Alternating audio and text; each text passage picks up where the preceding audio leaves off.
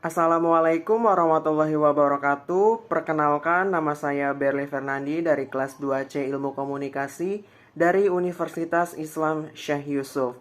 Di sini saya bersama kelompok 8 Teori Komunikasi beranggotakan Danang Arif, Satria Kuncoro, dan Muhammad Dofan. Di sini kami berempat akan mempresentasikan tentang metode fear appeals atau pendekatan rasa takut tentang bahaya merokok. Fear appeal adalah teknik persuasi yang memuat pesan rasa takut untuk memengaruhi sikap seseorang. Fear appeal menghimpun pesan yang mencoba memujuk orang mengenai potensi bahaya yang mungkin terjadi pada mereka. Lewat pendekatan rasa takut atau fear appeals, seseorang mengikuti rekomendasi dalam pesan karena takut mengalami berbagai bahaya seperti digambarkan dalam pesan persuasi.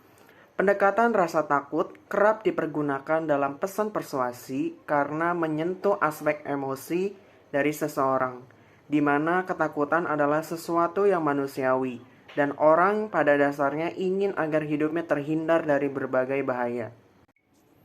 Sejarah teori fear appeals. Persuasi dengan menggunakan pendekatan rasa takut atau fear appeals telah dipergunakan sejak tahun 1950-an. Inti dari model dan penjelasan mengenai bagaimana persuasi bekerja.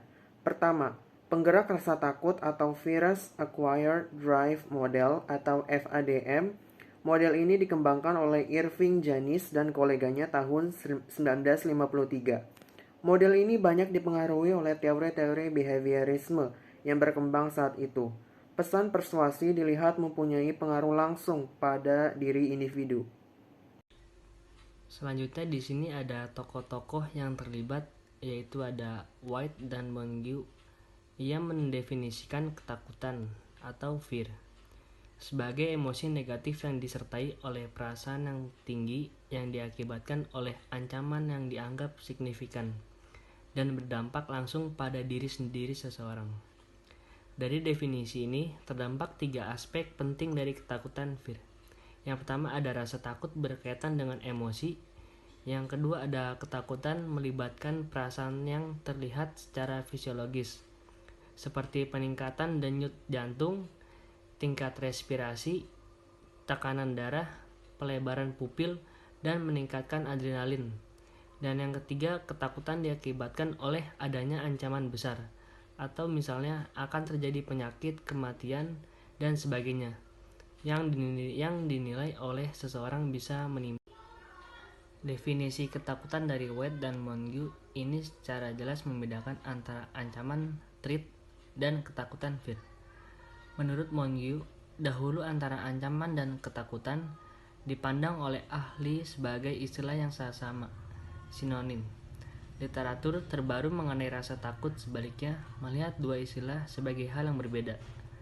Ancaman threat adalah kondisi eksternal yang berada di luar dari diri individu, sementara ketakutan fear adalah kondisi emosi yang ada pada diri internal individu. Ancaman bisa mempengaruhi ketakutan. Perkenalkan, nama saya Muhammad Dofan Permana Putra. Selanjutnya ada konsep penting. Terdapat 3 aspek penting dari ketakutan atau fear. Pertama, rasa takut berkaitan dengan emosi. Kedua, ketakutan melibatkan perasaan yang terlihat secara fisiologis seperti peningkatan denyut jantung, tingkat respirasi, tekanan darah, pelebaran pupil, dan meningkatnya adrenalin. Yang ketiga, ketakutan diakibatkan oleh adanya ancaman besar. Misalnya akan terjadi penyakit, kematian, dan sebagainya, yang dinilai oleh seseorang bisa menimpa dirinya. Definisi ketakutan dari White dan Montague ini secara jelas membedakan antara ancaman, threat. Dilihat dari penjelasan oleh rekan-rekan saya, dampak berbahaya dari merokok telah banyak diketahui. Namun masih banyak orang yang tetap merokok di kalangan dunia dan usia. Terdapat banyak usaha-usaha untuk meningkatkan kesadaran masyarakat terhadap dampak negatif dari merokok. Meskipun mereka mengetahui resikonya, hal ini tertutupi oleh persepsi mereka atas manfaat yang diperoleh. Persepsi dampak negatif merokok tidak dapat pengaruh yang signifikan terhadap motivasi berhenti merokok. Persuasi membuat orang takut, tetapi kelakuan tersebut tidak diiringi dengan keinginan untuk mengubah perilaku sesuai dengan pesan persuasi, malah menghindar agar tidak takut. Misalnya, ketika seorang ditampilkan gambar yang menakutkan mengenai dampak merokok, bisa jadi seseorang menjadi takut. Orang yang terpa iklan belum berhenti merokok bisa jadi malah menghindar dari ketakutan. Misalnya, dengan meledek bahwa bahaya itu menimpa orang-orang lain, bukan dirinya, atau yakin bahwa sakit bisa menimpa dirinya sendiri. Sekian, terima kasih tentang aversi bahayanya merokok.